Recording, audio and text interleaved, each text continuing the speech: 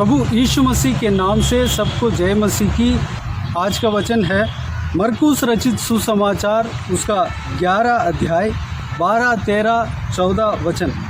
दूसरे दिन जब वे बैतनिया से निकले तो उसको भूख लगी। वह दूर से अंजीर का एक हरा पेड़ देखकर निकट गया कि क्या जाने उसमें कुछ पाए, पर पत्तों को छोड़ कुछ न पाया, क्योंकि फल का समय न था। इस पर उसने उससे कहा, अब से कोई तेरा फल कभी ना खाए। और उसके चेले सुन रहे थे।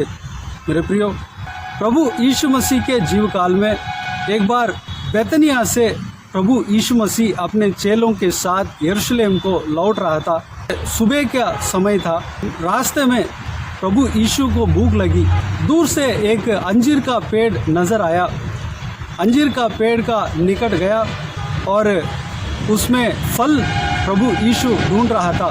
उस पेड़ में फल ना होने के कारण, सिर्फ पत्तों के अलावा फल ना होने के कारण उस पेड़ को इस तरह कहा, अब से कोई तेरा फल कभी ना खाए। मत्ती रचित सुसमाचार में यही संभव बताया गया है कि वह पेड़ तुरंत सूख गया। प्रभु यीशु उस पेड़ के साथ ऐसा क्यों किया? बल्कि उस पेड़ में फल नहीं था। यह कारण था कि वचन में इस प्रकार कहा गया है, वह फल का समय नहीं था। लेकिन प्रभु यीशु ऐसा उस पेड़ को श्राप क्यों दिया? मेरे प्रियो, पहली बात, प्रभु यीशु उस पेड़ में से फल को ढूंढा। हमारे जीवन में प्रभु यीशु फल चाहते हैं, आत्मिक फल चाहते हैं। गलातियों के किताब उसका 5 अध्याय 22 और 23 वचन में आत्मिक फल के बारे में बताया गया है, जो कि प्रेम, आनंद, शांति, धीरज, कृपा, भलाई, विश्वास, नम्रता और संयम। ये 9 फलें हमारे जीवन में होना चाहिए। ये 9 फल हमसे प्रभु यीशु चाहता है। दूसरी बात, उस पेड़ को इसलिए श्राप दिया और तुरंत वो पेड़ सूख गया। इसलिए यह कार्य हुआ कि अपने चेलों को वह विश्वास के बारे में सिखा रहा था। विश्वास के साथ जो कुछ भी बोलते हैं वह काम पूरा होता है। विश्वास के साथ हमारे मुंह से जो बात निकलती है वह कितना शक्तिशाली, पावरफुल होता है। उस समय उस बात को उनके चेले समझने के लिए ये काम किया। प्रभु यीशु हर एक बात को अपने चेलों को प्रैक्टिकली, यानी कि दृष्टांत के साथ समझाते हुए आते हुए हम पूरे सुसमाचार के किताब में हम देख सकते हैं। वह करके दिखाया ताकि अपने चेलों को आसानी से समझ में आ जाए। मत्ती रचित सुसमाचार उसका 21 अध्याय 28 वचन से लेकर 22 वचन तक ये संभव दिया गया है।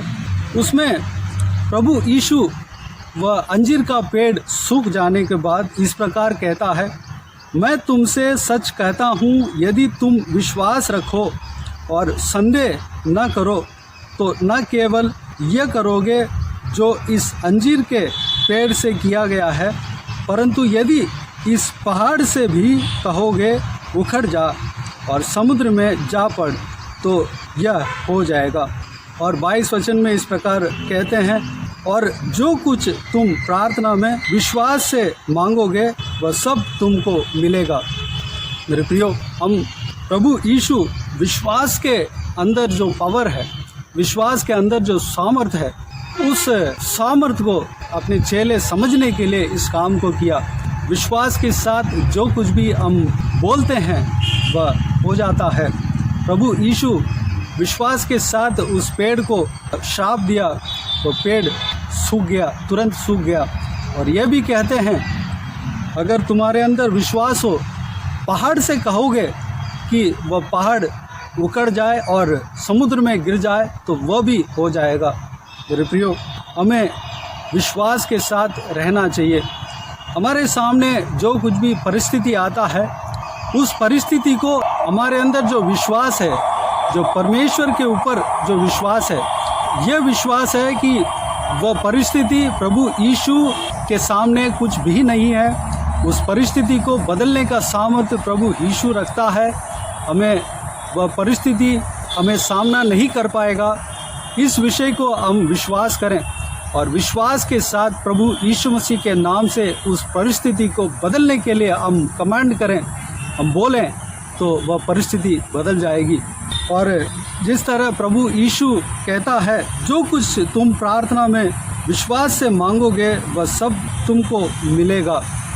हम विश्वास के साथ जो कुछ भी मांगेंगे, प्रभु यीशु मसीह के ऊपर विश्वास रखकर जो कुछ भी हम मांगते हैं, प्रभु यीशु मसीह उस प्रार्थना को सुनता है, उस मांग को पूरा करेगा। इस बात को अगर हम विश्वास करते हैं और हम प्रार्थना करते हैं और यह विश्वास करते हैं कि हमारा प्रार्थना का उत्तर परमेश्वर हमें देगा, और ये भी विश्वास करें कि प्रभु यीशु मसीह जो वाचा दिया है उसको पूरा करेगा, मेरे जीवन में पूरा करेगा। हम प्रभु यीशु मसीह के ऊपर जो इस प्रकार के विश्वास रखते हैं वह विश्वास व्यर्थ में नहीं जाएगा। हम विश्वास के साथ जब हम प्रार्थना करते हैं वह पूरा होगा। विश्वास के साथ हम बोलते हैं, जिस तरह प्रभु यीशु मसीह ने बोला उस तरह हम बोलते हैं, वह पूरा होगा। हम प्रभु यीशु मसीह के ऊपर विश्वास रखते हैं, हमारे मुंह से जो कुछ भी बात निकलती है वह बात जिंदा होता है, जीवित होता है, वह पूरा होता है, क्योंकि हम हमारे बातों में, हमारे शब्द में प्रभु यीशु सामर्थ्य दिया हुआ है। अगर हम बोले पहाड़ से कि पहाड़ उखड़कर समुद्र में गिर जाए तो वो गिर जाएगा, इस तरह प्रभु यीशु हमारे शब्द में सामर्थ्य दिया हुआ है। जो विश्वास करते हैं उनको यह सामर्थ्य प्रभु यीशु देता है। उस सामर्थ्य को हम व्यर्थ में इस्तेमाल नहीं करना चाहिए, दूसरों का नुकसान के लिए हमें इस्तेमाल नहीं करना चाहिए, दूसरों का नाश होने के लिए हमें इस्तेमाल नहीं करना चाहिए, मनुष्य मिटने के लिए हमें इस्तेमाल नहीं करना चाहिए, बल्कि दूसरों को आशीष होना चाहिए। दूसरों का जीवन के लिए हमें उस शब्द को इस्तेमाल करना चाहिए। हमेशा हमें पॉजिटिव बातें, सकारात्मक बातें हमें कहना चाहिए। हमारे बच्चों को जब बोलते हैं तो वह पॉजिटिवली रहना चाहिए। हम अगर बोलते हैं तो हमारे बारे में बोलते हैं, हमारा परिवार के बारे में बोलते हैं, बच्चों के बारे में बोलते हैं, कुछ भी हम बोलते हैं उसमें पॉजिटिवनेस होना चाहिए, क्योंकि हमारा शब्द में परमेश्वर सामर्थ्य दिया हुआ है, सामर्थ्य रखा है। मेरे प्रियो, इस बात पर हम गौर करें। हम बोलते समय हमें चौकसी के साथ बोलें। हम अपने सामने जो हमारे खिलाफ संकटें हैं, मुसीबतें हैं और हमारे खिलाफ जो परिस्थिति है उसको बदलने का सामर्थ्य परमेश्वर हमें दिया हुआ है। वह विश्वास के द्वारा प्रभु यीशु मसीह के ऊपर जो विश्वास रखे हैं, उस विश्वास के द्वारा हम उस सामर्थ्य को इस्तेमाल कर सकते हैं। मेरे प्रियो, इसलिए इस बात को प्रभु यीशु अपने चेलों को समझाने के लिए उस पेड़ को श्राप दिया और तुरंत वह सूख गया। मेरे प्रियो, इस संभव के द्वारा हमें भी प्रभु यीशु सिखाते हैं। हमें भी जो दिए हुए संदेश के द्वारा हमने जो कुछ भी सीखा है हमारे जीवन में हमें काम में लाना चाहिए। हम फालतू में नहीं बोलना है, किसी के नुकसान के लिए हमें नहीं बोलना है, किसी को श्राप नहीं देना है, किसी को आशीष का बात बोलना है, किसी का पॉजिटिवनेस के लिए बात बोलना है, किसी का जीवन के लिए हमें बात बोलना है और हमें घबराने का कोई ज़रूरत नहीं है। प्रभु यीशु हमारे साथ है। प्रभु यीशु मसीह के नाम से जो प्रभु यीशु मसीह के ऊपर विश्वास रखते हैं, उस विश्वास के द्वारा हम कुछ भी करने का सामर्थ्य प्रभु यीशु हमारा जीव में दिया हुआ है। उस सामर्थ्य को हम सही से इस्तेमाल करना है। आइए मेरे प्रियो, इस संदेश के द्वारा, इस बहुमूल्य वचन के द्वारा हमने जो कुछ भी सीखा है उस बात के लिए प्रभु यीशु मसीह को धन्यवाद दें और महिमा करें। इस बात के अनुसार, इस संदेश के अनुसार हम चलने के लिए अपने आप को परमेश्वर के हाथों में समर्पित करें। आइए हम प्रार्थना में जाएं। स्वर्ग पिता दयालु परमेश्वर, आपको धन्यवाद देता हूँ। आज के इस बहुमूल्य वचन के लिए आपको धन्यवाद देता हूँ परमेश्वर। बीते हुए दिनों में हमें संभाला, बचाया, सुरक्षित रखा, आपको धन्यवाद देता हूँ पिताजी। आज का इस आपके बहुमूल्य वचन के द्वारा हमने जो कुछ भी सीखा परमेश्वर, आपको धन्यवाद देता हूँ परमेश्वर पिता। हमारे जीव में आप परमेश्वर सामर्थ्य रखे हैं। आपने हमें सिखाया कि विश्वास के द्वारा जब हम बोलते हैं वह पूरा होता है परमेश्वर। हमारे जीव में जो विश्वास के द्वारा जो हम बोलते हैं, विश्वास के साथ जब हम बोलते हैं, उस बात पर कितना सामर्थ्य है हमें आपने सिखाया, हमें आपने समझाया। आपको धन्यवाद देते हैं परमेश्वर पिताजी। हालेलुया। आपने कहा विश्वास के साथ जब जो कुछ भी विश्वास के साथ हम मांगते हैं परमेश्वर वह पूरा होगा पिता। हम प्रार्थना करते समय विश्वास के साथ प्रार्थना करने पाएँ कि प्रभु यीशु मेरे प्रार्थना को सुनेगा, सुनता है और उत्तर देता है।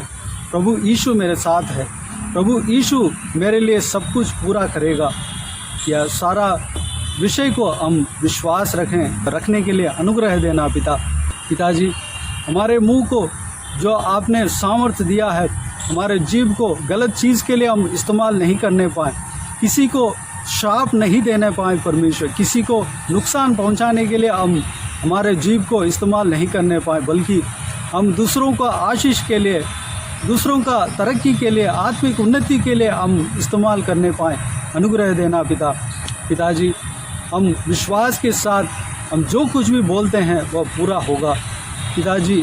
आपने जिस तरह हमें सिखाया परमेश्वर, हालेलुया, हम उस सिखलाई के मुताबिक हम विश्वास के साथ हमारे सामने जो कुछ भी परिस्थिति है, हमारे खिलाफ जो कुछ भी परिस्थिति है, संकटें हैं, मुसीबतें हैं, उस सारे कार्य को दूर करने पाए, शैतान के कार्य को दूर करने पाए। हालेलुया। अनुग्रह देना परमेश्वर। हमें सामर्थ्य दिया, उस सामर्थ्य को सही जगह पर सही तरीके से हम इस्तेमाल करने पाए परमेश्वर। हमारे खिलाफ जो कुछ भी हथियार है परमेश्वर, उस सारा हथियार को तोड़ने पाए प्रभु यीशु मसीह के नाम से। हालेलुया। दूसरों का बंधन को भी हम तोड़ने पाए प्रभु यीशु मसीह के नाम से पिताजी। धन्यवाद देता हूँ। जो कोई भी जन इस वीडियो को देख रहे हैं और सुन रहे हैं परमेश्वर, उन सभी को आशीष देना, संभालना, इस वचन के अनुसार चलाना पिता। इस संदेश के अनुसार हम चलने के लिए अनुग्रह देना। हमारे जीवन में आत्मिक फल रहने पाएँ। हमारे जीवन में जो आपने कहा, जो गलातियों के किताब उसका 5 अध्याय 22-23 वचन में 9 आत्मिक फल के विषय में आपने कहा परमेश्वर, आपके वचन कहता है उस आत्मिक फल हमारे जीवन में होने पाए परमेश्वर।